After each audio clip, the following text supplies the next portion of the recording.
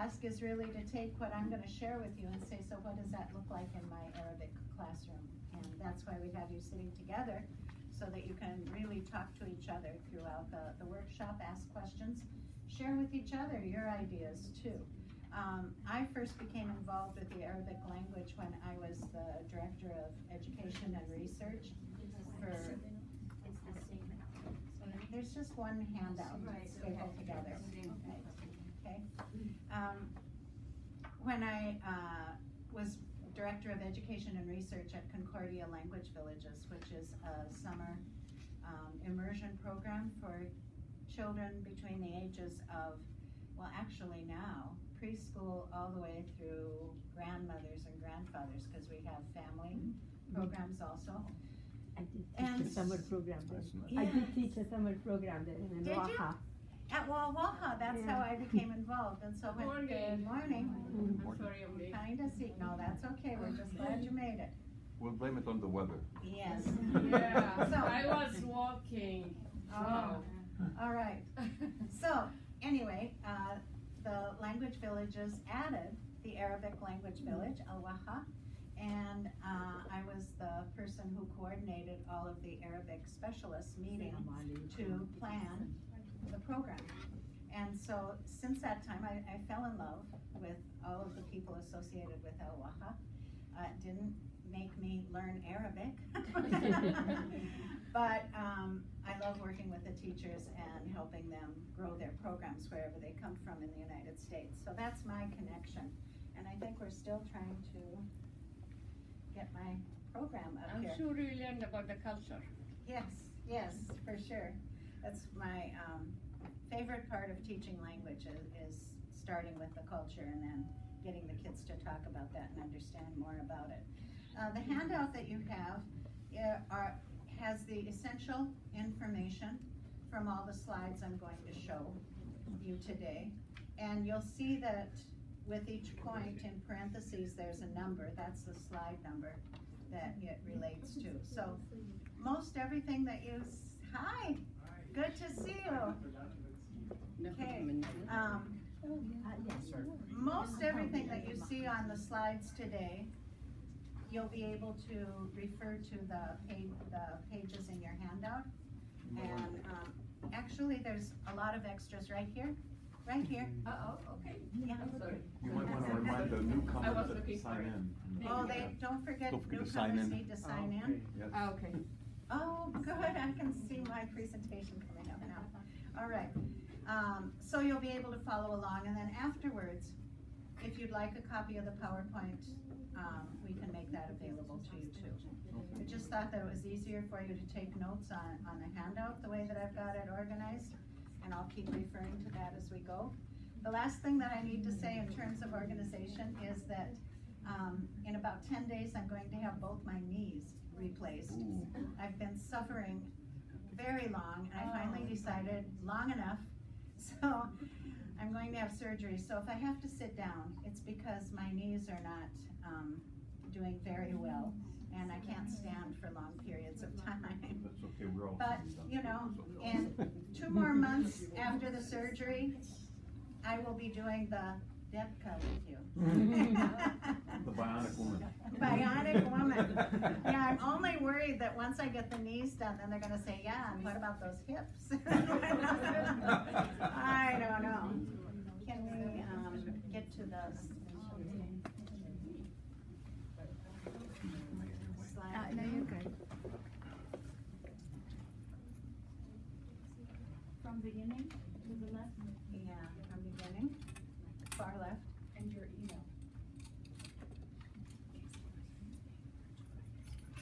Okay, great. And I bet I'm gonna have to stand back here to advance the slides. It'll be easier if I do it otherwise. Oh, all right. So, If I need it, I put my phone out. I'll type on my phone. all right. Perfect. So, as I was saying to most of you who arrived when I started talking this morning, is that interpersonal is really where we're spending a lot of our efforts. When I say we, I work as a consultant for our national foreign language organization, ACTFL, and also for, I do some consulting for Concordia language villages, etc. And we're finding that interpersonal piece is what is strengthening our students' ability to communicate, and also what is motivating them to want to know more, because they're feeling like, wow, I can do something with this language, and that is very exciting. So we're spending more and more time on that mode of communication. Interpersonal communication, when I taught in Appleton, Wisconsin for 33 years, Appleton was pretty much white, middle class, European community. When I left at the end of my teaching career, we had 65 different languages represented in our schools because of the people moving in, not because we taught them, but because we had that many students. When I came way back in the early 70s, we had one teacher that worked with those students who couldn't speak English. When I left, it was the largest department in our district. And Appleton sounds like a little tiny town, but it's actually about 80,000 people. But it changed immensely, and I love this image because that's what Appleton is like today, where I'm living. And it certainly was not the picture I would show back in the 70s. And so that ability to communicate is so important for us to share with our students, whether they're speaking Arabic, English, or whatever. You know, the technology is certainly pulling us together and also empowering us so that the kids can really see that their language is useful, because they can link with people even if their classroom doesn't have, or their school doesn't have other speakers of the language. They can connect to places where there are speakers. And then travel has increased so much for people. I just took a group of adults, my husband and I did, to Europe in September.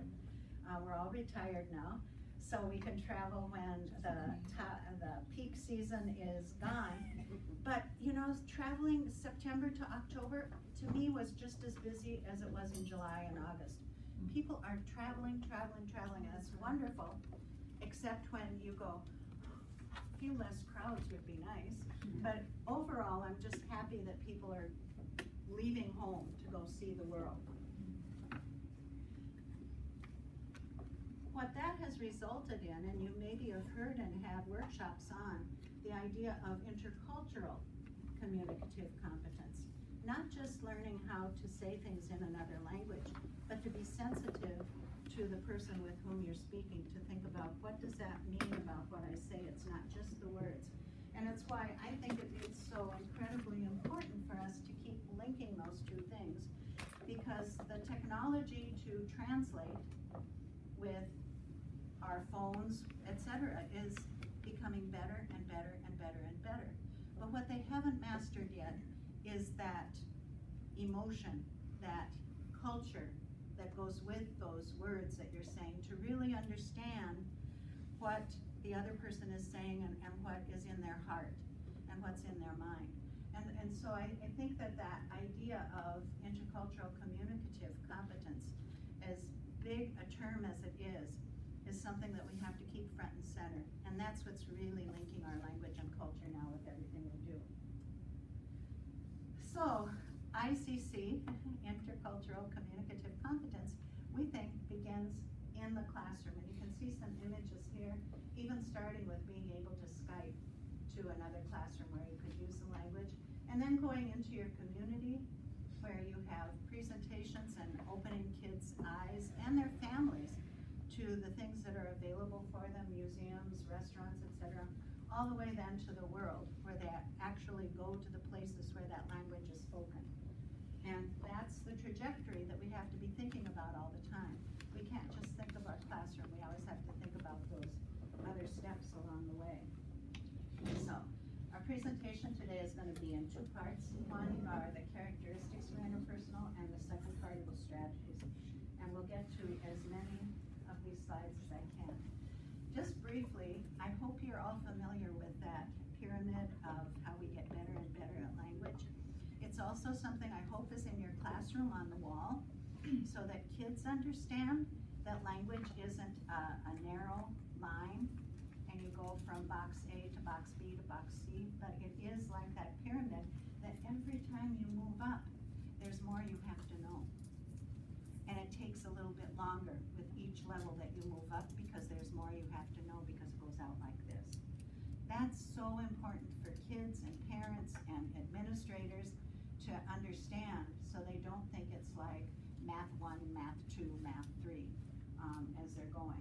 So you've got that performance that you work on in the classroom on the left-hand side, leading to what we hope happens is that they go out in the world and they can use that language and be successful in communicating. This is, you'll have on the slide, and I think I didn't put it on the handout here, but it'll be there for you on the slides. This is from the ACTFL website, and if you haven't visited the ACTFL website, actfl.org, it's a great place to visit. They're giving you lots of resources for free, and this is one of them that talks about how much language do you need in order to function successfully. It starts down at the bottom with the novice level and how much language that usually takes. To get through novice, they say content-based language programs in grades K through 6. That would be students who have language perhaps for 30 minutes a day, we hope at least 3 times a week, starting in kindergarten. That by the time they're in 6th grade, they could be at the top level of that novice language. And then the other one, 2 years of high school. Generally is what our research is showing, that it takes that amount of time before you advance to the next level. We'd like to think that we can go a lot faster, but in order for the students to have that language at the ready, and remember, proficiency means that they can talk spontaneously, not, we're on chapter 6, review your notes, look at your vocabulary list, now we're going to talk just about that. But just having that conversation, and that gives you the types of programs and where you can expect to arrive in your proficiency with those. And then in the middle, they talk about the different jobs that are available. And this is all based on research that ACTFL has done. So I share that with you because you go to the ACTFL website, which is up there, and it's a poster that you can blow up to a big classroom poster. You can make it a size for the notebooks that kids can keep in their notebooks so that they understand that it takes time for them to develop their capacity to communicate. So that's my little intro, and here's the standard about interpersonal communication. Hey Donna, I don't mean to interrupt you. Do you have any more packets, or do I need to print some more? They're right here. Okay. Let me just make sure everybody who needs one. Does everybody else have the packet? Yeah. Thank you. Sorry. No problem. All right, and so we have our standard that has become more and more important. And the first one is always just that big communication one, to communicate effectively. But then specifically when we're talking about talking back and forth, that the key words are interact, back and forth, and negotiate, which means not only do I have to talk to you, I have to listen to you. And that's an incredibly important skill that our students are not very good at. Okay? When you think about how they practice, and I think of myself as a beginner too, and I was so busy thinking of what I was going to say that I really wasn't listening to what my partner was saying. I was just waiting for their mouths to stop, and then I would say what I was going to say. Hopefully we were on the same topic, but not always, because I was saying, but when you think about it, that's the reality of what it's like when you're new in a language, because you have to work so hard at thinking about how am I going to say this. And so that's why when we talk so much about it being so important for the kids to be in an atmosphere where they're hearing the language all the time. Slow down a little bit so that they can understand it, but so that they hear it and it starts getting into their heads. And then they can more readily be able to use that language and not just learn about it. So that's our standard.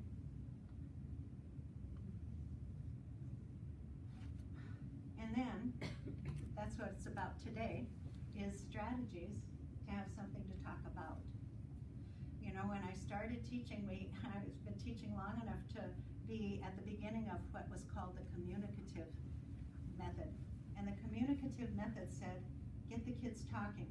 But they didn't tell us how to do it. They just said, so that's exactly what we did. We said, just talk. Just talk. Just talk. Talk some more. Here's another topic. Talk some more. And you know what? They didn't get better. And so what was our response? Keep trying. Keep trying. Now, with all the research that we've done, we know that there are lots of ways we can help kids grow to become better communicators. And that's what I hope will happen today during our session. And then, for that to happen well, kids have to talk about something that's purposeful and meaningful to them, not just the robotic, here's partner A and here's partner B, and we're gonna go through these 10 questions with answers, and they loosely relate to the topic we're working on, which is travel. And so you have your 10 questions to ask me, and I answer, and away we go. And I don't have to really listen to you. I just have to ask the question, and you give me an answer, and as soon as your voice ends, I ask you the next question. And then the activity's over. And then the bell rings, and then we leave. And then we come back the next day, and I say, remember yesterday? Yesterday. Really? Did we do that? Because it didn't have to sink in. It wasn't purposeful and meaningful. They didn't have to do something with the answers they got by having that conversation. So that in and of itself is one big switch. If you haven't thought about that, is every time you plan those pair work or small group work activities, is to ask yourself, so after they get done with that, what are they going to do with the information they gather? Oh, what are they going to do with the information they gather? Well, I don't know. Next, we're going to watch a video clip. That's the way I used to teach, because I thought that I had to keep lots of activities going, but I didn't think about chaining them together and think about that purposefulness to say, you really have to listen to each other, because after you get those answers, you're going to do something with it. We'll talk about ideas for that. So keep that in mind. Think about your classrooms, replay them in your mind of what was like last week and what you had the kids do, and why did they remember or didn't they remember very much of that activity that you did. And I can say for myself, true confessions, my students didn't remember very much because we just did activity after activity after activity, and we didn't pull them together. They were all about the same topic, travel or whatever, but it wasn't leading to a final task where they had to pull those answers, pull those reactions, and put them together into some sort of product. So it's a big learning experience. That experience that they have talking to each other can be social, and they need that to have the opportunity just to talk to each other, small talk when they get into class. Do they have the opportunity to try to switch over into the language and just do those things like, oh, what did you do in math, or whatever. And that means we have to think about what's that vocabulary that they need to have that small talk, but then what's the informational talk? And that's, for me as a language teacher, is the culture. What is the thematic unit that we're doing, and what's that language that they're going to need in order to be successful? So, on your page 1, we talk about real world contexts, and that's that first chart that you have on page 1. That's up here for you. This isn't everything that you would have to do to be interpersonal, but it gives you some ideas. Have I ever done this? Have I ever done that? You'll see that they're divided into spoken or signed interactions, and then also written, because interpersonal can be written. My preference is always to stay over on the spoken side, because I think that I do a lot with written, although this is real world. You know, doing texting, Twitter, email, emails, all of those, so we need to be, prepare our students for that too. But I will say personally, I think a lot with the time that we have face-to-face in class, I want them talking to each other, as much as possible. So those are the contexts that we think about, and then how do we plan backwards to say, if I want kids to be successful doing these things, what kind of language do I have to give them, and what kind of learning experiences do they need? So, interpersonal communication, we're now on page 2 of your handout. I'll keep signaling you as we go. And I'll give you a minute just to read through the list of what we think good interpersonal communication is, and then what it's not. So take just a minute to read if you want to talk to each other. If you have questions afterwards, then we'll take those before we move ahead.